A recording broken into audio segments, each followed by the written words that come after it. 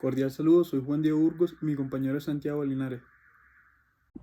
El presente video tiene la intención o el propósito de hacer un análisis comparativo del código de NMQN con diferentes códigos o ordenamientos jurídicos que han surgido como producto de las costumbres y la tradición de diferentes comunidades a lo largo del mundo y de la historia.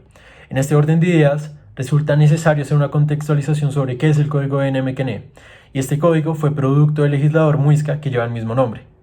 Ahora bien, NMQN gobernó la comunidad muisca durante 24 años. No obstante, su codificación tuvo una trascendencia aún mayor, ya que las reglas establecidas por este tuvieron un carácter vinculante para la comunidad aún después de su muerte, inclusive después de la conquista española. Dicho lo anterior, el Código de Nemequené establece y rige los parámetros de conducta de la comunidad muisca entre los siglos XV y el siglo XVI. Es decir, por medio de este código se buscaba establecer los parámetros de orden moral, la disciplina, la honradeza, la ocupación y la autoridad que dicha autoridad perseguía. Ahora bien, estos parámetros eran resultantes de las costumbres, la tradición religiosa, social, política, que esta comunidad había tanto adoptado como desarrollado a lo largo de su historia. Y en este sentido resulta pertinente analizar cómo los estándares supuestos por este código cobran relación o diferencia con los sistemas jurídicos, religiosos o no religiosos vigentes.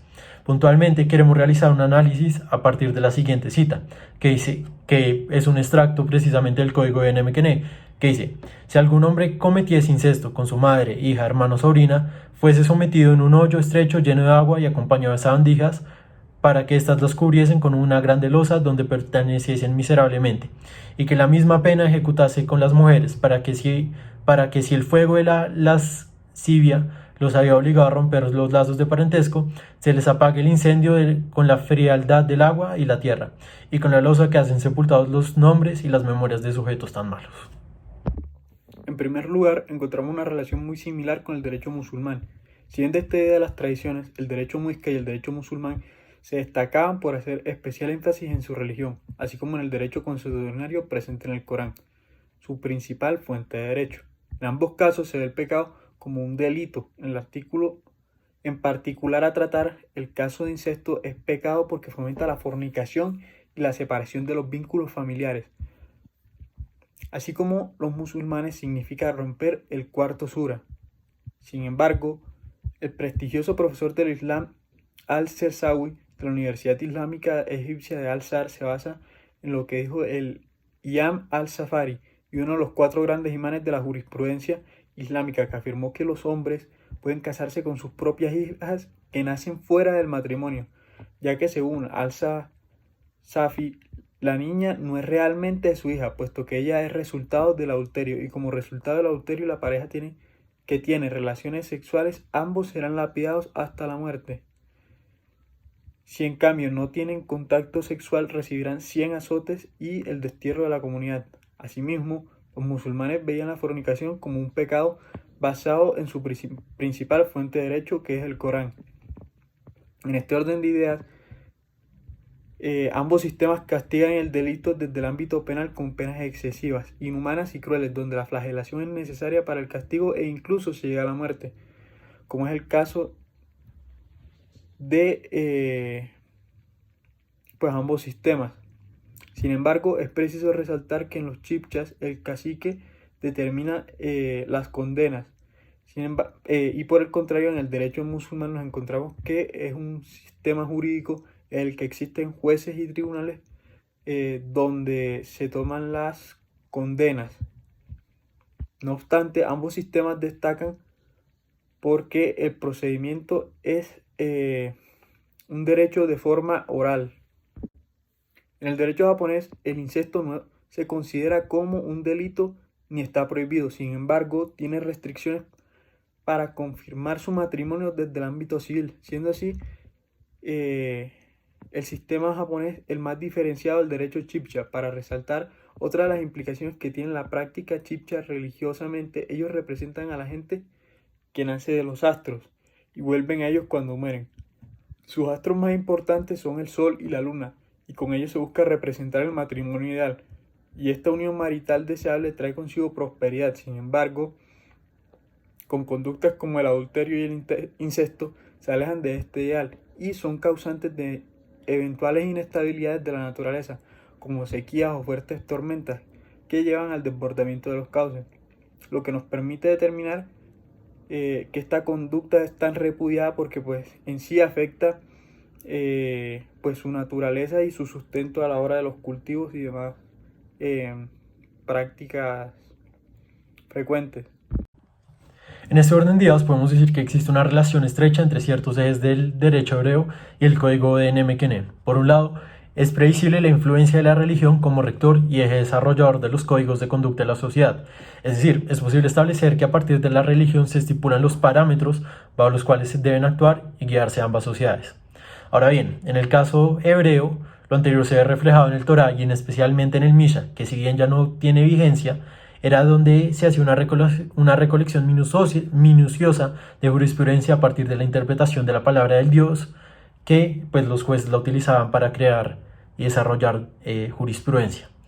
Ahora bien, en el caso del código NMQN podemos ver un patrón similar, en tanto las normas de dicho código son producto de la interpretación divina que el legislador hace sobre el deber ser del ser humano y de la sociedad, a la luz claramente de la palabra de los dioses o lo que estos requieren de la sociedad. Ahora bien, frente al incesto, las dos religiones o las dos sociedades tienen un repudio y una sanción para dicha conducta. Por un lado, la comunidad hebrea, por medio del Torá, de igual forma, considera el incesto como una práctica no deseable. Y esta práctica es no deseable ya que se considera que esta es una práctica sexual inmoral, ya que esta es una ofensa hacia Dios y hacia la sociedad. Ahora bien, dicha práctica tiene dos facciones. Está la sanción terrenal y la sanción religiosa. Y acá cabe resaltar o hacer un hincapié muy especial. Y es que en la sanción espiritual, el Torah, si bien repudia y sanciona religiosamente dicha conducta, no concibe la pena de muerte como tal sanción. Y ahora, la sanción, digamos que, pues más allá de la religiosa o de la moral, en la sanción terrenal, el Estado de Israel, por ejemplo, no cree o no sanciona el incesto como una práctica repudiable. Sin embargo, pues digamos que sí podemos encontrar ciertas similitudes frente al uso de la pena de la muerte entre el Torá, digamos que en un sentido clásico, y el código de Nemekene, ya que los dos coinciden que la pena de muerte es un mecanismo para utilizar en los casos en los que se dé una violación de un hombre hacia una mujer. Ahora bien, nos gustaría hacer una relación entre el código de Nemekene y el sistema jurídico del Civil Law. A pesar de que el código de NMQN ha sido transmitido por medio de la tradición oral y el Civil Law se caracteriza principalmente por ser un sistema codificado, ambos resultan semejantes porque, como mencionamos anteriormente, ambos usan las costumbres y la tradición como fuente de derecho. Ahora bien, en la mayoría de los países que actúan bajo el Civil Law, el incesto está penalizado por el derecho penal. Un ejemplo del anterior es el caso de Colombia, en el cual por medio del artículo 237 del Código Penal se sanciona con una pena entre 16 y 37 meses de prisión para aquellos que cometan estas conductas. No obstante, resulta necesario resaltar que la gradación de las penas referentes al incesto en el Civil Law es independiente de cada país. Sin embargo, podemos hablar de unos casos especiales como por ejemplo España, Holanda y Francia, en el cual el incesto no está tipificado como un delito. Sin embargo, sí tiene unas restricciones, por ejemplo, no pueden acceder al matrimonio civil y...